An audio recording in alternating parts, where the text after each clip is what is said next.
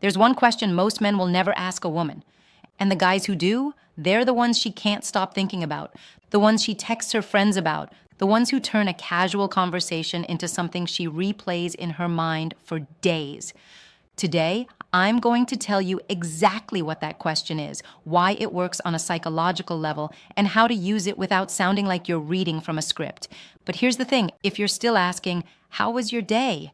And wondering why she's not opening up emotionally or sexually, this might be the most important thing you watch all year. I'm Dr. Fiona Gray, your trusted men's health advisor, and we're diving into the psychology of female desire. We're covering 3 psychological triggers that most men completely ignore. And by the end of this, you'll understand why curiosity creates more attraction than confidence ever could.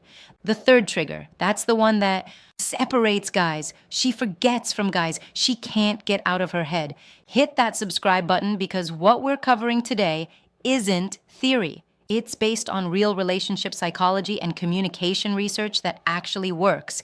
All right, let's get into it. Most guys think attraction happens when they're impressive. They talk about their job, their accomplishments, what they've got going on. And look, there's nothing wrong with being successful. But here's what actually happens in a woman's mind when you spend the whole conversation talking about yourself. She zones out. Because attraction doesn't come from what you tell her about yourself, it comes from how you make her feel about herself when she's with you. And the fastest way to make a woman feel interesting, valued, and emotionally alive, ask her questions that actually matter. Not what do you do for work? Not where did you go to school? Those questions keep everything safe, logical, flat. They don't create any emotional spark. But when you ask a woman about her passions, about the moments that shaped her, about what makes her feel truly alive, you're doing something completely different. You're inviting her into a deeper space, a space where she can express herself, reflect, dream. And when a woman feels understood, that's when desire starts to build. Now, here's where most guys mess this up. They think asking deeper questions makes them seem too intense, too invested, too vulnerable. But emotional questions don't show neediness. They show depth. They prove you're not afraid of real connection. And honestly, that's what separates you from every other guy who's just trying to impress her. The second thing you need to understand is this. Women don't open their bodies where they can't open their hearts. I know that makes a lot of guys uncomfortable because we've been taught that attraction is about charm, bravado, maybe some physical touch, but real intimacy, it begins with emotional safety. Emotional safety doesn't mean you agree with everything she says. It doesn't mean you're soft or weak. It means she feels like she can be herself around you without being judged, pressured, or rushed. When a woman's nervous system calms down around you, when she trusts that you see her, not just her body, that's when her walls start to soften. You create that safety by listening without interrupting, by asking follow-up questions instead of redirecting everything back to yourself, by saying things like, tell me more about that, or why does that matter to you? When you do this, she feels something rare, a man who doesn't consume her stories, but actually holds them, a man who's not intimidated by her emotions, but welcomes them, and that becomes desire.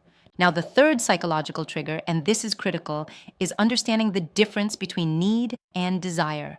Need pushes women away. Desire pulls them in. When you enter a conversation needing her approval, needing validation, desperately waiting for her to laugh at your jokes or respond to your texts, she feels that. Women can sense when a man is trying to earn worth instead of embodying it.